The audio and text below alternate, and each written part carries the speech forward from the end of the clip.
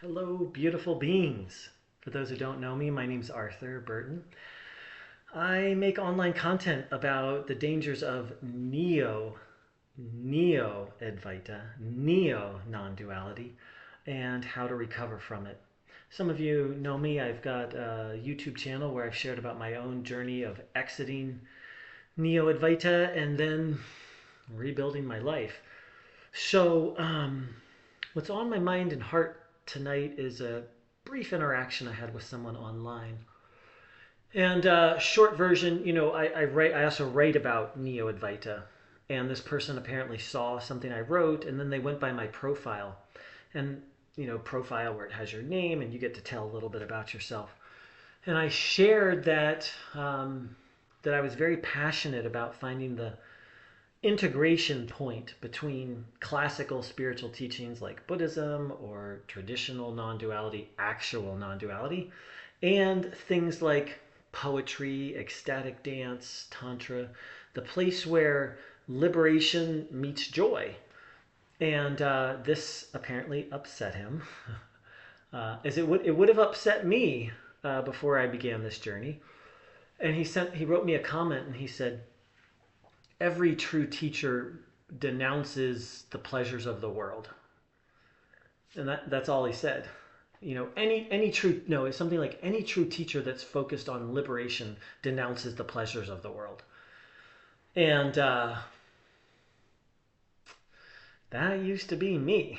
Um, I used to go around criticizing everyone and everything that wasn't just focused on liberation. Of course, I wasn't just focused on liberation. I was saying all I care about is liberation, but I cared quite a bit about money and pleasure and service. And so, but that wasn't the end of it. So, I this was on Quora, and you can see the other things that the person has written. So it ends up this person was feeling, I don't know if I can say the word, some social media blocks it, suicidal. Hope you can catch the drift there, that he was struggling with feeling that way.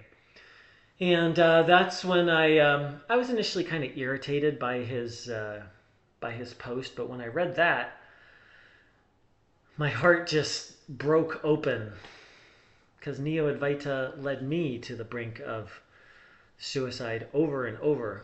Almost took my life on 4 different occasions. I'm alive by grace, truly alive by grace. I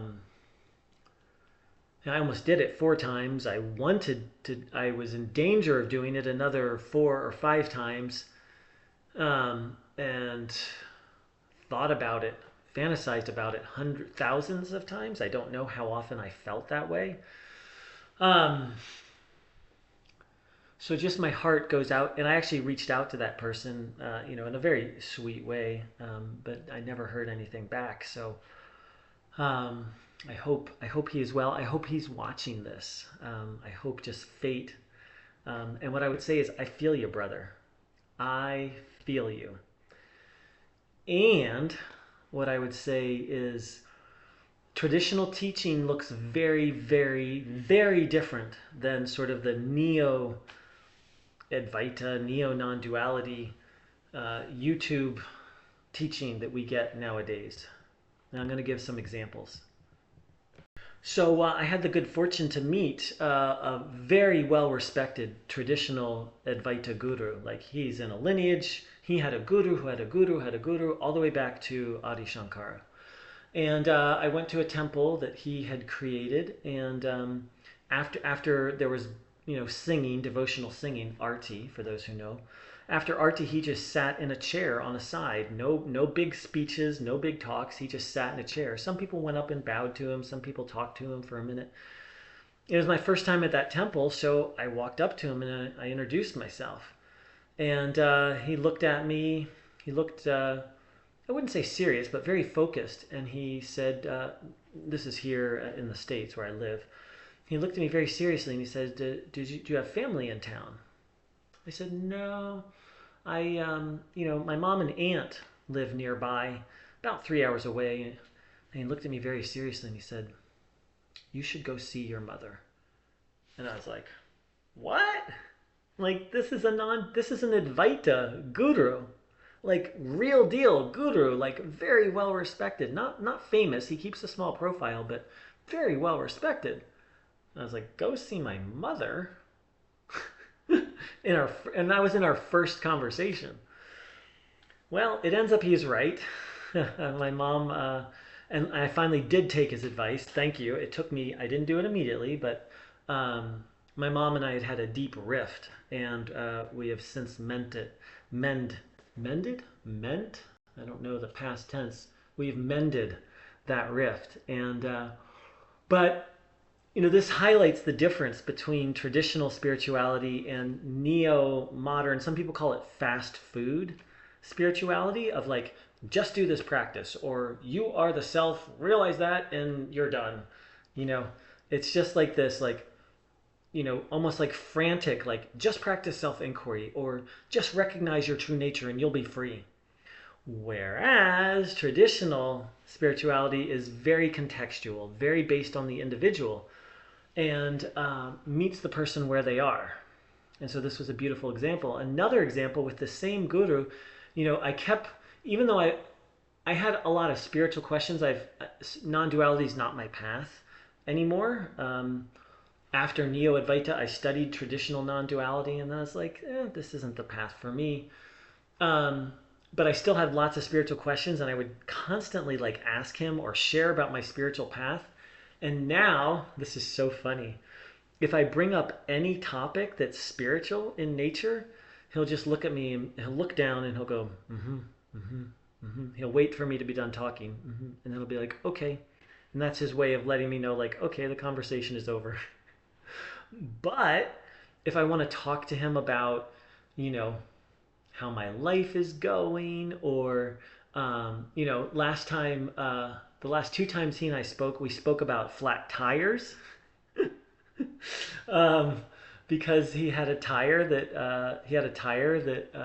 oh no, a well, first a flat tire and then a dead battery because his car needed a jump. So so this is a beautiful example of, a real teacher will meet you where you are, and this guy has realized, like, Arthur has too many blankety blank. He's too obsessed with spirituality, and I've gotten a lot better. But I'm still, when I get around him, I'm like, this is a real teacher. I can ask him, and he's realized that, and so now he won't even talk to me about spiritual things.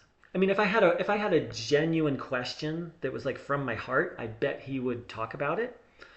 But when I come at it just from like this like frantic intellectual curiosity, he just won't even engage. It's really funny. Um, so it just makes me laugh. It's so different. It's so holistic and relational, and it's real. Like he's not putting on an act, being like, "You are the self." Just who is it who has this question? Like. So just to circle back around to where I started, to that guy who felt suicidal, and my own dance with that's called spiritual bypass. When we try and bypass human needs and feelings, um, it becomes an addiction, and all addiction is deadly because addiction is dissociation from our feelings. Um, every now and then, not a problem, but day after day, and Neo-Advaita and spiritual bypass is a kind of addiction. So just as someone who like takes drugs every day or drinks alcohol every day to numb themselves out, over time, if they don't recover, they will kill themselves.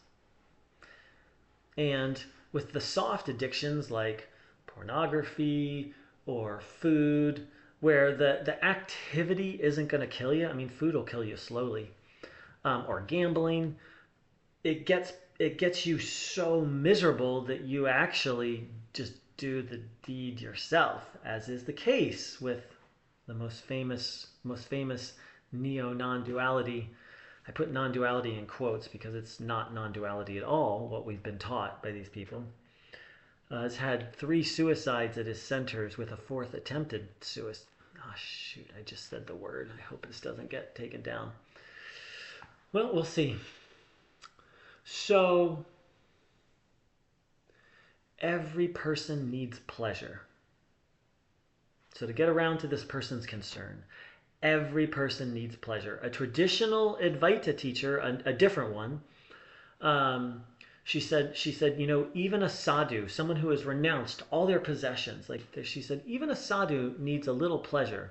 And for a sadhu, maybe that's a little salt on their khichdi. Khichdi is this very plain, very nourishing, but very plain Indian dish that can totally sustain you, but it's bland on its own. And so her point is, even a sadhu, someone who's completely renounced the world, needs a little pleasure.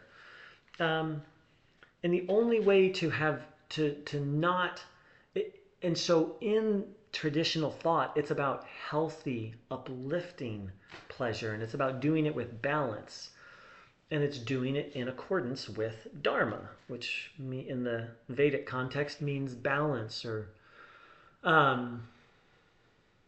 harmony. And so there's only one way to avoid our need for pleasure. Even a sadhu can't do it. Ramana used to do fun things. Ramana he would act out I'm looking at a picture of him right now. We think of him as very serious, but he would act out characters from the classical Indian plays. He would take on their mannerisms and take on their voice, and he would act silly or dramatic. And, he didn't just sit around and say, "You are the self." He was a very active, alive human being. He did that sometimes. But of course, that's what people focus on, just that, and ignore everything else. So there's only one way to, besides ending your life, that's one way to temporarily avoid the need for pleasure. The other is to enter a state of samadhi. And actually, Ramana did this at first. So there's a certain level of union, which if someone doesn't feed you, you'll die. You're so absorbed that you won't even move to get food or water. And Ramana was in that state for the first couple of years. People would, and what people do is they'll put honey or milk to a yogi's mouth and just instinctually, and other than that, the yogi doesn't move. So Ramana would have died if people hadn't fed him, because he was so detached from this world. So if that's how you want to be, first of all, good luck. You have to be a pretty pure soul. And second of all, I don't think most people actually want that. I used to say, oh, I want that. I would give my life, but I was lying. And so that's part of it is about being honest about desires and pleasures, and then seeking them out in healthy ways. Thank you so very much for dropping by. Hope this was helpful. Hope the person who I met on that platform finds their way here. And I wish everyone healthy, life-enriching pleasure, even if it's just a little salt on your khichdi. Take care. Much love.